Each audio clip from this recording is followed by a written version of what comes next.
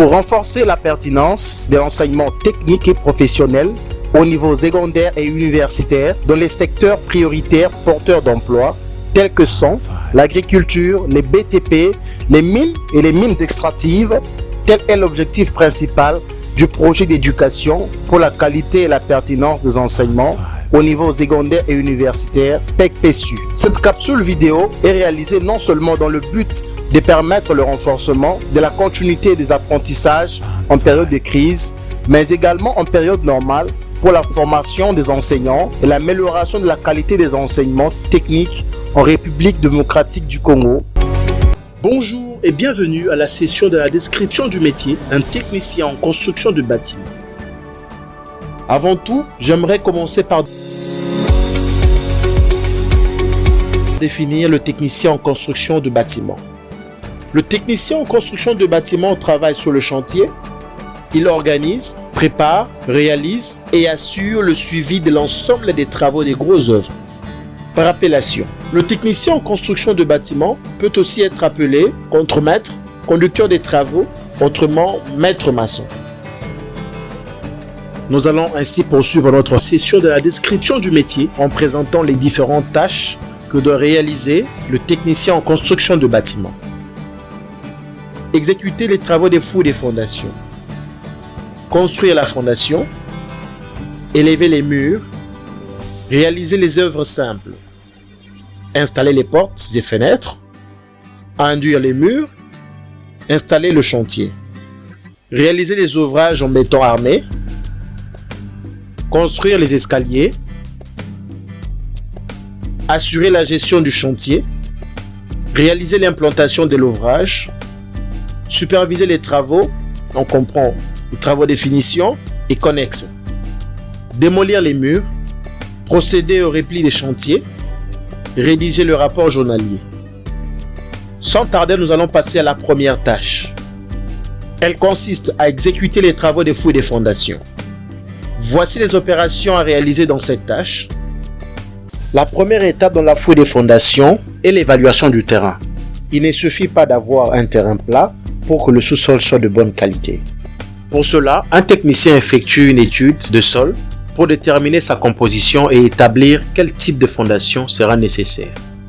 L'étude du sol se réalise en sondant le sol en plusieurs points du terrain pour connaître la nature du sol et prévenir l'éventuelle présence d'anomalies dans le terrain. L'étude peut se faire avec un engin ou avec d'autres outils adéquats. Et les données du technicien sont analysées par un géotechnicien. Nous saurons alors à quelle profondeur le sol est suffisamment porteur d'un bâtiment. Le bureau d'études d'armature peut alors concevoir la solution armaturale du bâtiment, composée d'une étude béton armé et de la prescription de toutes les armatures spécifiques à votre projet. On creuse enfin les fouilles des fondations. Ce sont des tranchées d'une profondeur et d'une largeur adaptées à la nature du terrain pour recevoir les armatures des fondations. Les armatures sont placées sur les fonds des fouilles de manière à se recouvrir. La dimension de ces armatures, qui sont définies par la charge de votre bâtiment et la nature du sol, sur la stabilité, la résistance et la pérennité de votre construction. Les armatures de liaison rapide sont installées pour lier durablement les éléments de fondation entre eux. Les armatures sont également ligaturées entre elles pour une meilleure stabilité lorsque le béton sera coulé. Une attente verticale est enfin disposée à l'aplan du futur chaînage et poteaux. Ces éléments servent à lier les armatures de fondation au reste des armatures du bâtiment. L'objectif est que les réseaux des armatures soient suffisamment résistants pour s'opposer au mouvement du sol et maintenir l'ouvrage dans son ensemble. Du béton est coulé pour enrober toutes les armatures de fondation en ne laissant exploitables que les armatures d'attente. Des rangées de parpaings sont montées et des chaînages verticaux sont coulés.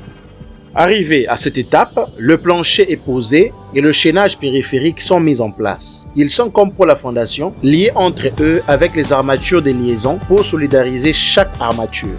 Pour fixer le tout, on ligature solidement toutes les armatures ensemble avec le fil ligaturé, communément appelé le fil de fer. Les dernières armatures sont installées, à savoir le treillis soudé et le chapeau de plancher.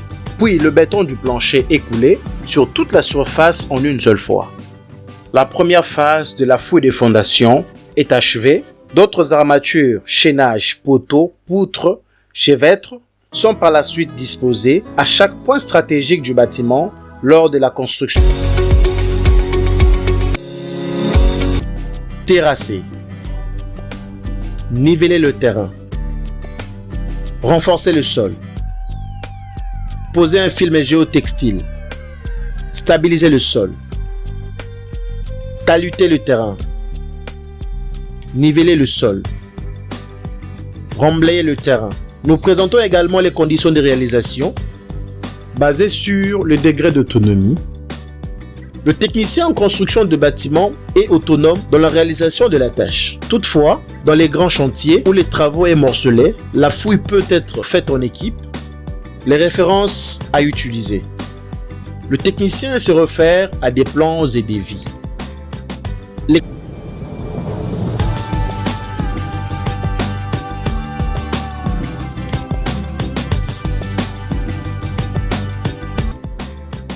Les consignes particulières.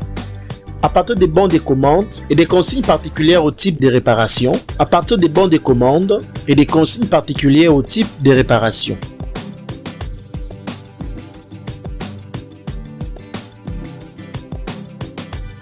Passons aux conditions environnementales. Le travail s'est fait à l'intérieur et à l'extérieur. Les risques sont les chutes et les brûlures, voire même les poussières. Les matériels à utiliser. Les travaux sont réalisés à l'aide des outils tels que le fil, le bois, les bêches, la pioche et la pelle. Rapidement, nous allons passer aux exigences de réalisation. Ces exigences sont basées sur, premièrement, la conformité au plan, l'exactitude des côtes, le respect des pentes, la pose correcte du film géotextile, le nivellement approprié du sol, la précision des mesures, le bon jugement, l'acuité visuelle, la vigilance, le respect des règles de santé et de sécurité et la particularité. Merci d'avoir suivi la première tâche de cette session de la description du métier d'un technicien en construction de bâtiments.